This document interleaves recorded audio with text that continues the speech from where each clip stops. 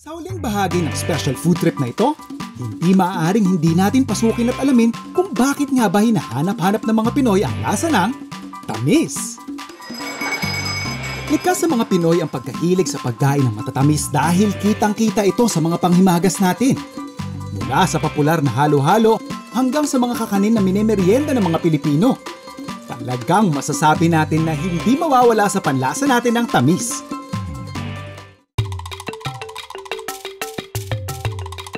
Minsan na rin nating na-feature ang isa sa mga main sources ng tamis, ang tubo o sugarcane. Ang pagkahilig sa matatamis na pagkain ay bahagi na ng kulturang Pinoy. Perfect. Kahit naman savory, kahit spaghetti sauce, diba? Ang Pinoy talagang mahilig sa matamis. Kaya tayo lang yung spaghetti sauce na may banana ketchup, diba? Yung mga barbecue natin may banana ketchup. Ang sugar nilalagay to highlight nga the other flavors, one. And then two, ang sugar kasi hindi lang naman siya pang patamis eh. Nag-a-add din siya sa moisture or sa texture ng pagkain. Pag medyo sad kayo, heartbroken kayo, ganyan, gusto niyo ng matamis. Kasi sugar really gives you a good mood. Ang asukal ay nakakapagbigay ng instant na energy at nagpapalabas ng mga feel-good hormones tulad ng dopamine. Kaya tayong mga Pilipino ay madalas na tinatangkilik ang matatamis na pagkain dahil ito ay pampatanggal pagod.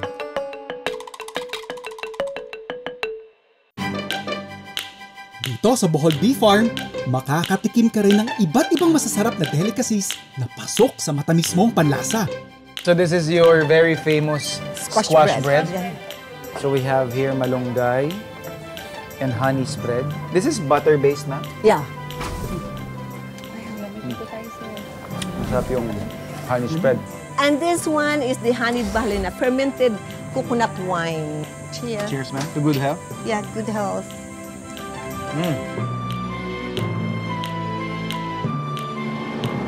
Isa sa malalaking produksyon na ginagawa dito sa Bohol Bee Farm ang paggawa nila ng ice cream na may mga hindi pangkaraniwang flavors. Gamit ang fresh ingredients na sinusource nila mula sa mga local farmers sa lalawigan. Fresh coconut. Yes. So ito yung puso nung... This is kaka-harvest lang po. Opo. Yeah. For an ice cream recipe kasi, ma'am, what makes your product unique is ito nga po yung pinakapuso. The coconut milk po. You know? Yes. It's No 80% po coconut milk. Dalawa ang magre-receive. And then Opo. from receiving din po, it's also been checked inside din po. The smell, Okay. the quality, yes po. Yeah, tsaka especially if you guys have been doing it for so long, visually pa lang makikita mo na agad yung Yes. yung quality. Yes po, no? yes. Tapos ma'am, maganda kasi dito, you guys are sourcing your coconut From locals. and the flavors na ginagamit From ninyo locals din from po. locals. Yes po.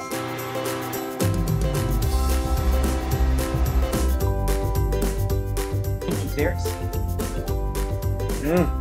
So right now, we're making malunggay ice cream. This is one of our top 3 best sellers namin po. So it's this, malunggay, guyabano, and then for some reason, charcoal is on the 3rd top na namin. Charcoal. Ngayon. Activated charcoal, Yes, ma'am? activated charcoal, Okay po. yes. Because we use fresh fruits, we have avocado, melon. We don't use powder for our ice cream. We use the real thing. So kaya matitaste nyo talaga Okay. ang flavors.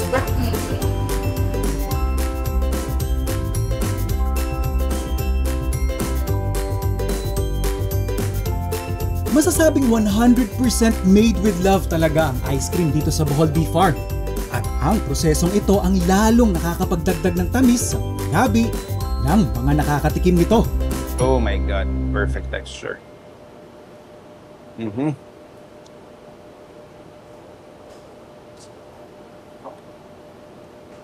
Grabe.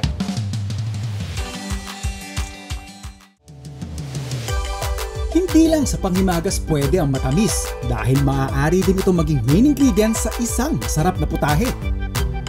So ito yung ating salmon. So pink salmon yung gamit natin. Bago natin siya i-fry or bago natin siya i-sear, i-marinate lang muna natin sa soy sauce. Generous amount of soy sauce. So lulubog lang natin yan, meat side down. At habang sinisip-sip ng ating isda yung ating toyo, meron naman tayo ditong pinakukulo ang tubig para i-blanch yung ating Mickey noodles. And then ibababad lang natin to siguro for about 3 minutes bago natin itapon or discard yung ating water. Para lang din hindi magdikit-dikit yung noodles natin, i-toss na natin siya ngayon sa sesame oil. And then, pa-fry na natin yung ating na-marinate na salmon. I-pat dry natin yung skin side kasi yun yung side na ilalapat natin dun sa mainit na pan at mainit na mantika.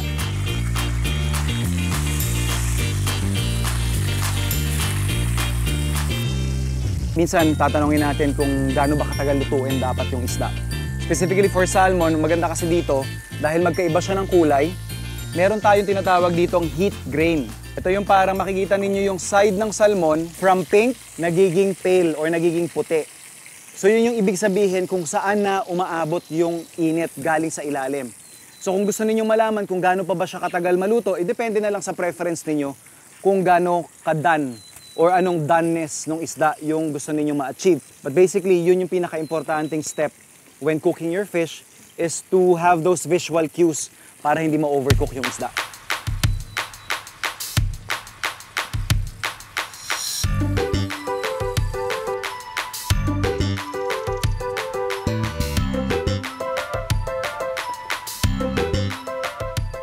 Now for our glaze, yung ating brown sugar using the same pan kung saan natin niluto yung ating isda.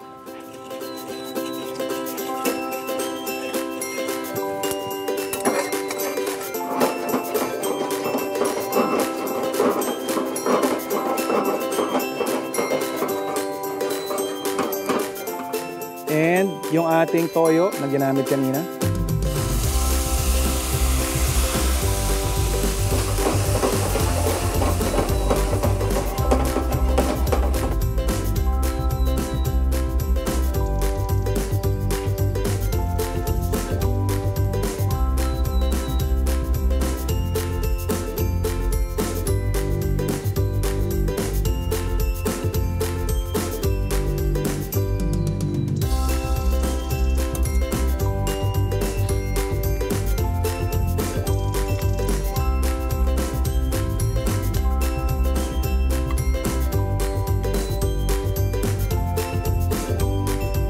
At ito na ang special dish natin para sa tamis episode.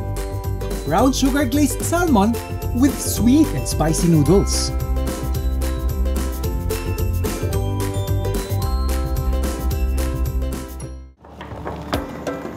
Sa nakaraang pag-i-explore natin sa lasa ng pait, bumida ang ating mga lokal na tsokolateng gawa sa kakao. Pero syempre, hindi maikakailang para sa marami sa atin, nagiging mas enjoyable ang pagkain ng tsokolate kapag sinamahan na ito ng nakakapagpasayang lasa ng tamis. Alam nyo ba na may matamis pang flex ang Davao City? Nandito lang naman ako ngayon sa first and only chocolate museum ng Pilipinas. Hindi natin palalampasin yung pagkakataong makapag-mold, makapag-handle, at syempre, makatikim ng kanilang sikat na Malagos chocolate. So, magkuha po tayo ngayon ng special blended chocolate po, and then after that, we'll choose po toppings. Sige ma'am, kuha na lang po ako dito ha. Anong gusto niyo po? When molding po chocolate po, you have to first, I just making sandwich, so you have to first put our chocolate blend and then toppings and then chocolate blend. Okay. So after natin ma-fill yung ating mold ng ating chocolate tsaka yung ating mga fillings, lalagay lang natin sa freezer ng mga 10 to 20 minutes. At after nun, pwede mo nang ma-enjoy yung sarili mong craft ng Malagos chocolate.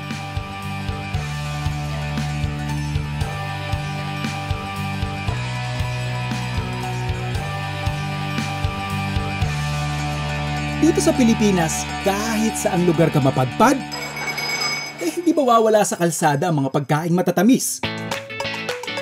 Nandyan ang mga nagsasarapang banana Q, turon, carioca, at kung ano-ano pang mga Pinoy sweet street foods.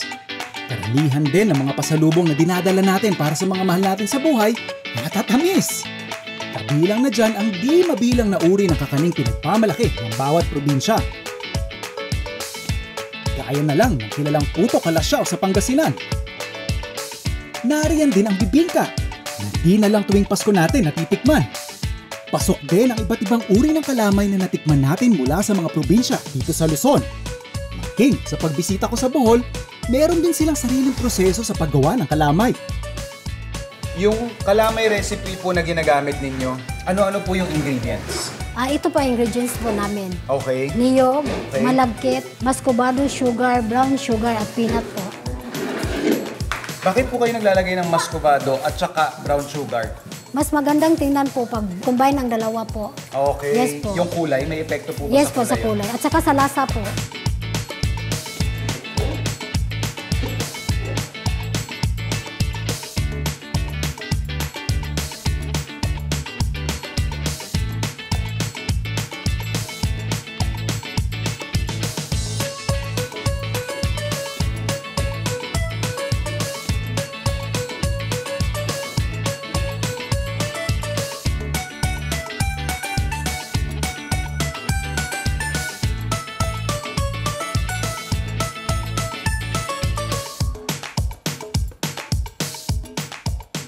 At sa parteng Mindanao naman, may nakilala akong isang uri ng kakanin na mahalaga ang papel sa kultura ng mga kapatid nating Maranao mula sa Lanao del Sur, ang dodol.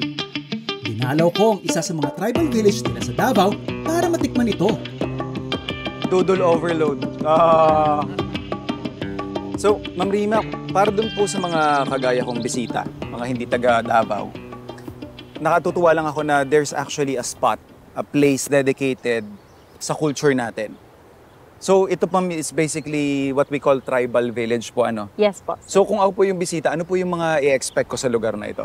So, whole year round, open naman po itong tribal village. Okay. So, they can visit each houses po na may representation po ng each tribe namin. So, Alright. makikita nyo po yung history namin, Okay. yung lifestyle namin. Isa po yun sa reason bakit nagpatayo kami ng tribal At least magkaroon man lang ng glimpse, ano? Yes po. One of the staples po ninyo, kakanin, Doodle po. dudol, Yes po. It's color brown. brown. Yes po. So I guess may asukal dahil sa Yes. kaya naging brown. Yes, coconut din po. And malagkit and red na rice na giniling po. Parang kalamay lang po. Yes po, yes po. Yes po. Pero meron po kasi kaming mga beliefs niyan, sir. Belief po namin na pag pinapansin po siya, like may nagaturo or ano ba, tumatagal siya lutuin.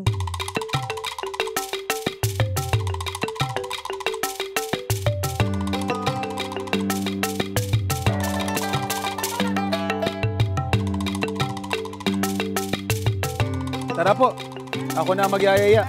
Tikman na natin.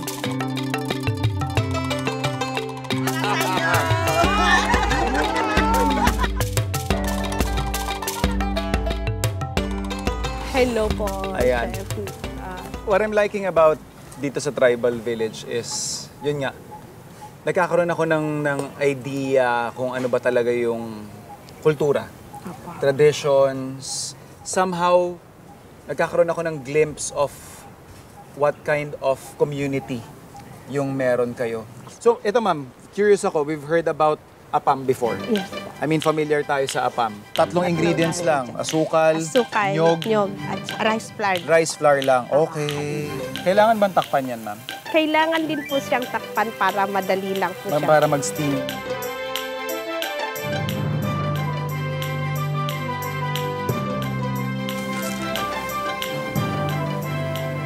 Ito yung hindi leavened or hindi umalsa. Ito naman yung medyo umalsa lang ng kaunti.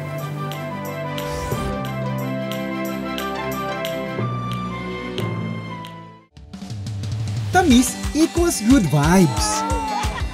At dito sa Bulacan, hindi lang ang dila mo ang matutuwa sa tamis ng mga pastillas na pwede mong matikman. Maski ang mata mo, magiging masaya dahil sa mga iconic na disenyo ng pastillas pabalat. Ang art po ng pabalat ay, sabihin natin, isa siyang traditional art na huwag naman sanang mawala. Ito ay ginagamit sa pambalot ng candy, pastillas, yema, anything na sweet. Nung grade 5 po ang nanay ko, tinuturo daw niya sa school, sa comic announcements. Doon niya po natutunan yung art ng pabalat. Sa San Miguel po, pamilya po ang gumagawa doon ng pabalat. Tapos may kanya-kanya silang design. Level up talaga ang sweet experience mo kapag natikman mo ang matamis na pastillas na nakabalot sa mga papel na may naggagandahang disenyo ng mga pabalat nito. Pero sa paglipas ng mga taon, unti-unti na rin itong nawawala. Kaya naman nagsisikap ang pamilya ni Mang Nati na mapanatiling buhay ang tradisyong ito. Pagkakain mo, i-flat mo lang uli sa libro. Tapos ang ginagawa nila, pinapalaminate nila, ginagawa ang bookmark. Bukod sa tradisyonal na pastillas pabalat, ay gumagawa din sila nanay natin ng carved dayap. Ang carved dayap po nagsimula sa lola ko, sa Lola Adelaida. Siya yung gumagawa ng mga minatamis. Mahusay din po ang kamay niya sa mga ukit-ukit. Ganyan. Pwede po siyang kainin, pero mostly yung nagpapagawa niyan, pinang-display, pinang-regalo. Ang pagkain po niyan, natanggalin po natin sa syrup or sa arnibal. Pag po natuyo na yon, lalagyan po natin ng pastillas yung loob. Tsaka siya kakainin. Maituturing na isang sining ang pastillas pabalat at carved dayap. Kaya dapat maisalin ang kaalaman na ito sa makabagong henerasyon upang magpatuloy pa ang tradisyong ito. Marami rin sa mga tradisyonal na sweet treats ang pwede mong ma-enjoy sa Pampanga. Ang culinary expert na si Aching Lilian Borromeo nakilala dahil sa paggawa niya ng iba't ibang panghimagas na niluluto na ng mga Pinoy noong panahon pa lang ng mga Kastila. Isa dyan ang nakakabilib na braso de mais na sarili niyang twist sa kilala nating braso de Mercedes. Isa ang braso de Mercedes sa mga pagkain na tutunan ng gawin ng mga Pinoy noong panahon pa lang ng mga Kastila. Kasama ito sa maraming mga pastries na produkto ng paghahanap ng mga tao ng pakinabang sa mga sobrang material mula sa itlog na ginagamit noon sa pagtatayo ng mga simbahan.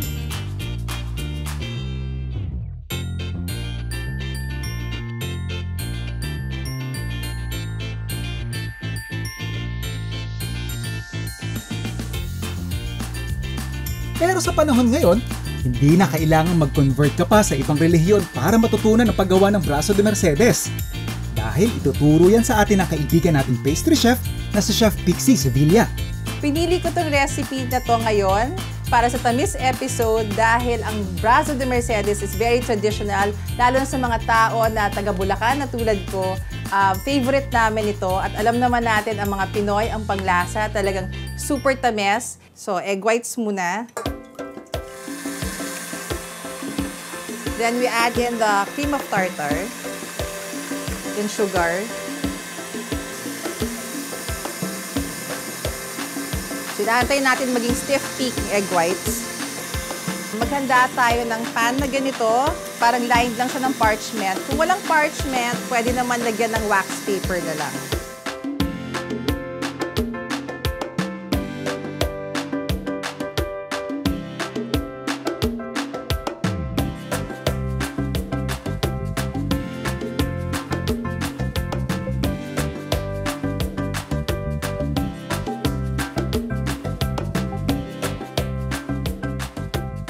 Okay, so egg yolks, flour,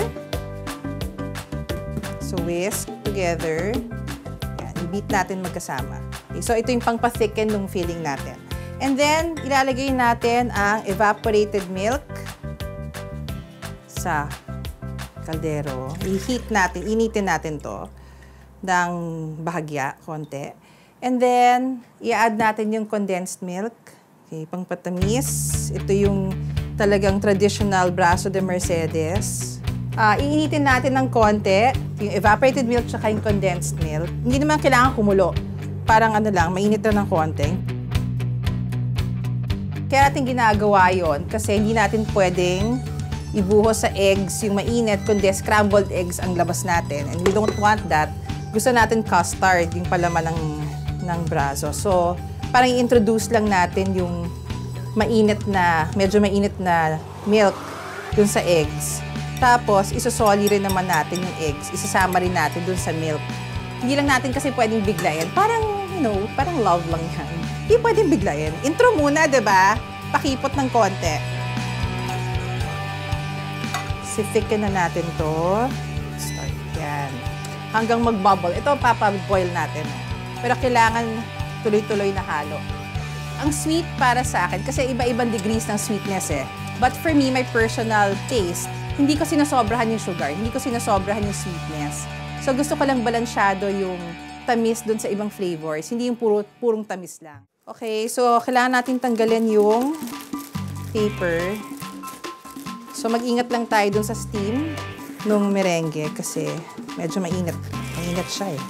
Kailangan habang mainit tanggalin kasi pag malamig na to, mas mahirap, mas madikit. So yung brazo, madali naman siyang gawin, pero hindi mo siya pwedeng iwanan. Yun naman yung ano doon, yung medyo complicated. Pero, sulit. Kasi pag iniwan ko to at hindi ko i-peel agad yung papel, para magiging malagkit masyado. So, hindi magiging straight, hindi magiging diretso yung mga gilid. So, let's go back to the filling. Ito, balikan natin. Medyo malapot na siya. Nakita nyo, nagbabubble na yung filling. So, pag nagbabubble na, eksakto malapot na rin siya. So, stop na natin heat. And then, ilalagay na natin yung butter sa taas. Tapos, dito natin lalagay yung vanilla. Ngayon, ito yung, kunyari, kung gusto nyo may ibang flavor, instead of vanilla, pwede kayo maglagay ng pandan, strawberry, coffee, kahit anong gusto nyo, pwede. So, haluin natin hanggang matunaw yung butter. Normally, kailangan itong palamigin hanggang room temperature. So, ilalagay na natin ngayon yung filling na medyo pinalamig na natin. So, nakikita niyo naman medyo malapot na siya. Siyempre, mas malamig to, mas thick pa, no? But, baka mahirapan din kayo mag-rolyo pag sobrang lamig naman. Mahirap i-spread. So, ito, spread na natin. Mas gusto ko maglagay sa end, sa dulo, mas madami, para mukhang madami pag ni-roll mo. So, ito na ang ating brazo de Mercedes. Ang tamis sa pagkain ay nagbibigay ng maraming benepisyo. Mula sa instant na energy at kasiyahan, hanggang sa pagpapayaman ng culinary experiences at pagbuo ng kultura. Doodle overload. Gayunpaman, mahalaga ring bantayan ang konsumo nito upang mapanatili ang balanced diet at kalusugan. 5 magkakaibang lasa. Laksa-laksang masasarap na posibilidad. Sa 5 linggo ng kakaibang food adventure natin, mas nakilala natin ang mga elementong pundasyon ng sarap ng bawat pagkaing ating natitikman. Bawat isa, may importanteng bahagi sa kung paano natin mas nalalasap ang sarap ng bawat putahe. Bawat lasa, nagsisilbing inspirasyon sa pagiging malikhain nating mga Pinoy sa pagluluto at sa pagbibida ng ating kultura. Mapasimpleng street food man yan, lutong bahay, o maging pang 5-star na kainan. To good health? Yeah, good health. Ang mga lasang ito ang nagiging tulay upang mas lumalim pa ang pagmamahal natin sa mga pagkaing nagpapayaman di lang sa ating mga tiyan, kundi pati sa ating mga puso.